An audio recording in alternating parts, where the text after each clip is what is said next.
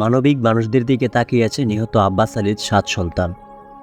ব্রাহ্মণবাড়িয়ার সরাইল নাসিরনগর লাখাই সড়কের ধর্মতীর্থ হাওর এলাকায় ছিনতাইকারীদের হাতে গুরুতর আহত হয়ে পরবর্তী 2 দিন পর চিকিৎসাধীন অবস্থায় না ফেরার দেশে পাড়ি দেন অটোরিকশা চালক আব্বাস আলী। গত মাসের 23 মার্চ ভাড়া চালিত অটোরিকশাটি নিয়ে জীবিকার তাগিদে বের হন অটোরিকশাটি ছিনতাইকারীদের কবলে পড়ে লাশ হয়ে ফিরতে হয়ে থাকে। নিহত আব্বাস আলী সরাইল উপজেলা সদরের ইউনিয়নের সৈয়দটোলা পশ্চিমপাড়া বন্দেরবাড়ি এলাকার বাসিন্দা ছিলেন। এদিকে আব্বাস আলীর মৃত্যুর পর একমাত্র উপার্জনকারীকে হারিয়ে অভাব অনটনের দিন পার করছে 7 সন্তান ও তার স্ত্রী।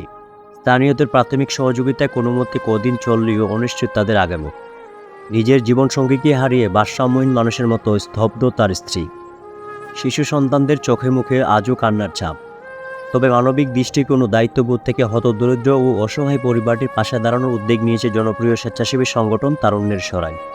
শনিবার 20 এপ্রিল সংগঠনটির উপদেষ্টা মোহাম্মদ পাবেল মিয়ার নেতৃত্বে একদল সদস্য সরজমিনে দেখতে যায় আব্বাস আলীর পরিবারের বর্তমান অবস্থা। কথা বলেন স্থানীয়দের সাথে ও পরিদর্শন খোঁজখবর নেওয়া শেষে কবির আলোকে পাবেল মিয়া বলেন, আব্বাস আলীর মৃত্যু অপ্রত্যাশিত ও বেদনার। এই পরিবারটি ওনাদের একমাত্র উপার্জনকারীকে শুধু হারায়নি, 7টি সন্তান হারালো তাদের বাবাকে এবং একজন নারী হারালো স্বামীকে। এই শূন্যতা পূরণ করা আমাদের পক্ষে সম্ভব না, তবে দেশ ও প্রবাসের মানবিক মানুষদের সহযোগিতায় এই পরিবারটিকে কীভাবে স্বাবলম্বী করা যায় সে চেষ্টায় আমরা তারুণ্যের সরাইল সংগঠন চেষ্টা করব ইনশাআল্লাহ। তিনি বলেন, এ বিষয়ে সরাইল সদর ইউনিয়ন পরিষদের চেয়ারম্যান আব্দুল জব্বার ভাই আমাদের পাশে থাকার আশ্বাস দিয়েছেন। আব্বাস আলীর 7টি সন্তানই অল্প বয়সের। যে ব্যবস্থায় পরিবারটি আগামীতে অন্তত জীবনযাপনের জন্য কারো হাত পাততে হবে না, সেই পদক্ষেপই গ্রহণ করব আমরা। আব্বাস আলীর মৃত্যুর পর পরিবারটি অভাব অনটনে দিন পার করছে। স্থানীয় অনেকেই বলেন, আব্বাস আলী একজন নিম্ন আয়ের মানুষ ছিলেন। দিনে এনে দিনে খেতেন এই পরিবারটির পাশে সকলের সাধ্য অনুযায়ী থাকলে ছোট্ট 7টি এতিম বাচ্চা ভালোভাবে চলতে পারবে।